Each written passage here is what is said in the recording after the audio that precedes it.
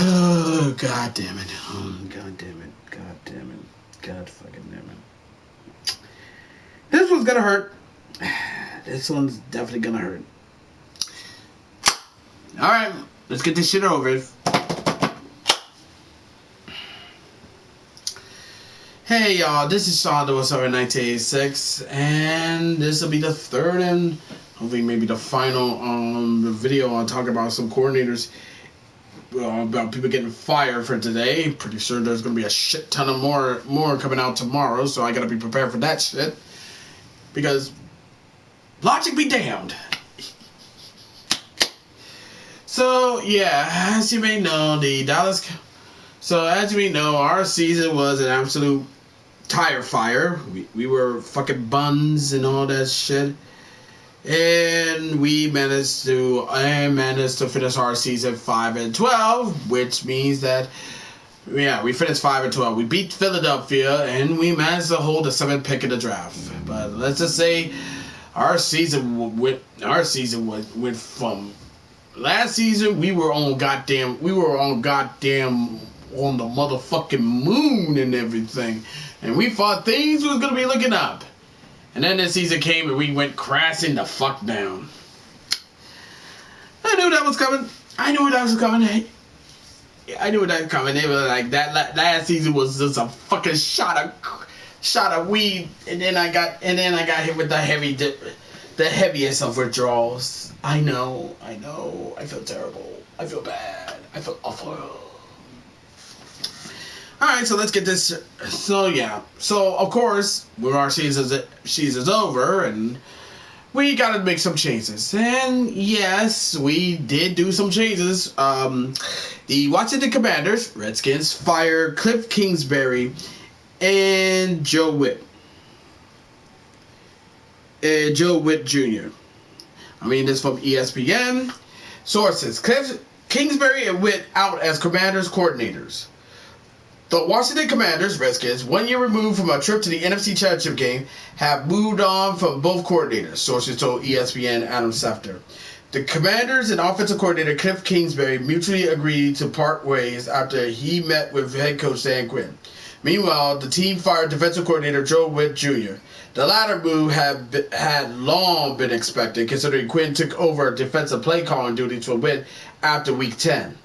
Washington defense finished the season ranked dead last in yards and 27th in points. It represents a steep drop after finishing 18th in points and 13th in yards the previous season. That played a big part in Washington's misfortunes. The Commanders, who last year went from 12-5, who was 12-5, finished this season 5-12. A complete reversal, if you ask me. Kingsbury had 1 year left on his contract and is still receiving money from the Arizona Cardinals, who fired him as their head coach after the 2022 season. He is expected to explore head coaching opportunities. Washington's offense was hit hard by injuries in 2025, with quarterback Jaden Daniels playing only 4 full games and receiver Scary Terry McLaurin playing only 9. Both players made the Pro Bowl the previous season.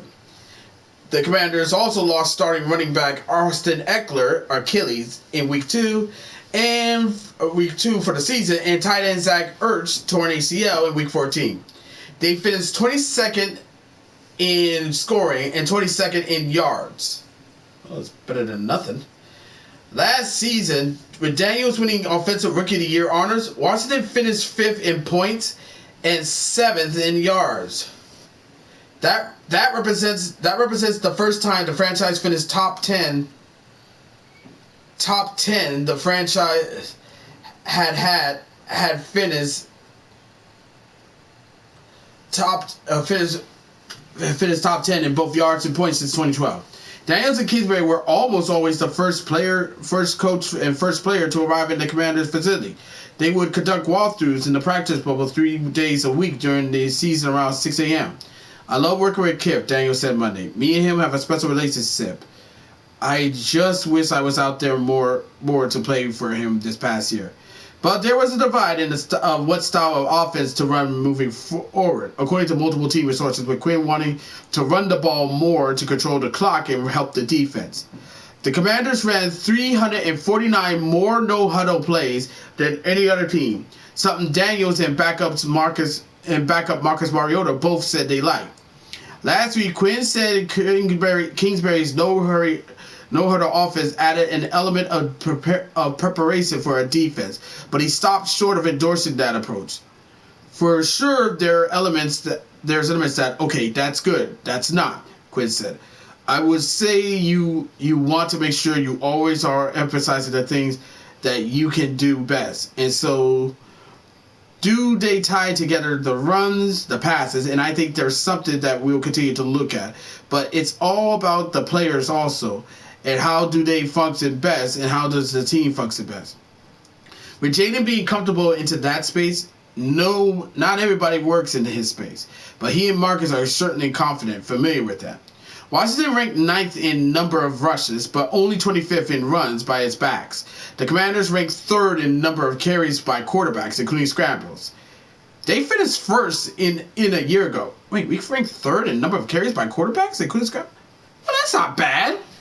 And ranked 9th in rushes. Oh, that's, I mean, there are some upsides to it, so, you know.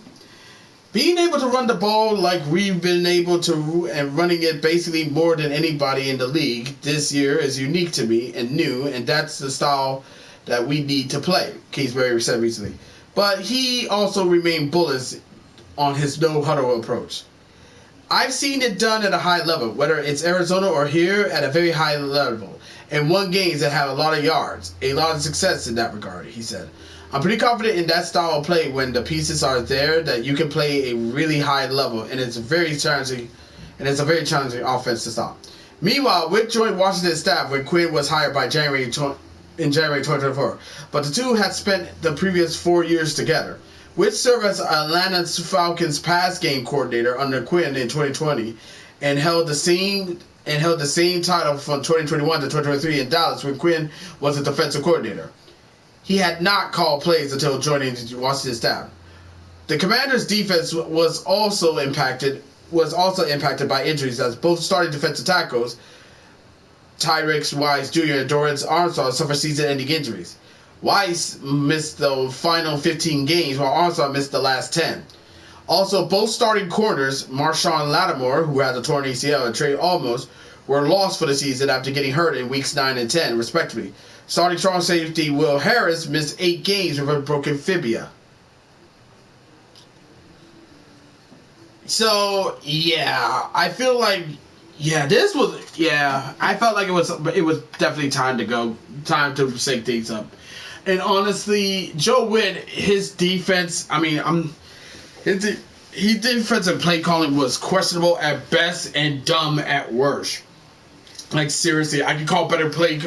Not to be that asshole here, but I could call better play calls in NFL 2K5, Madden, Mutant Football League, Access Football, pretty much any other football, NFL Blitz. Blitz the League.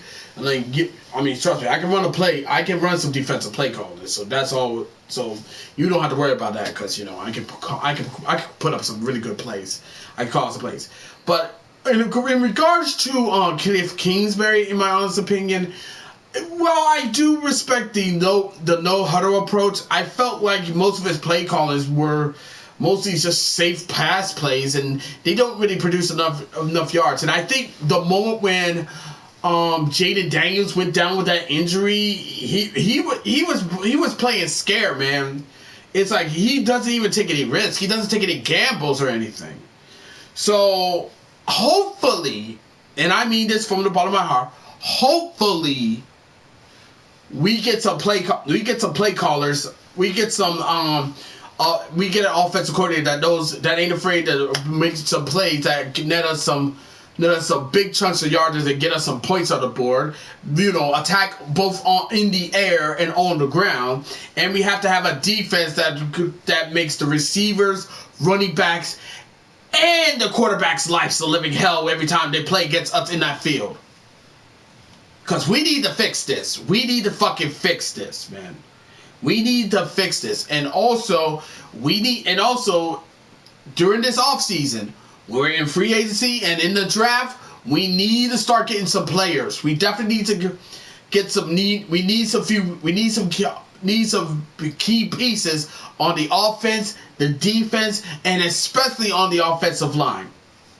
Because it looked great, but now we need to solidify that.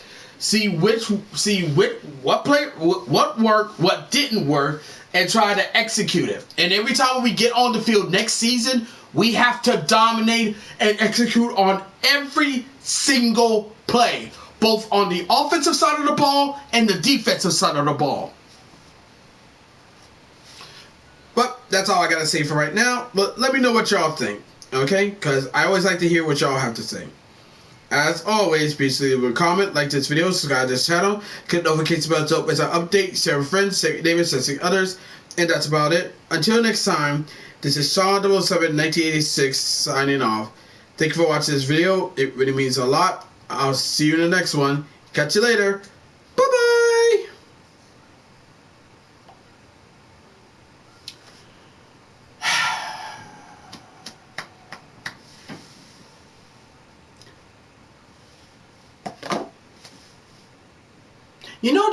I have a lot of people saying I should be a head coach.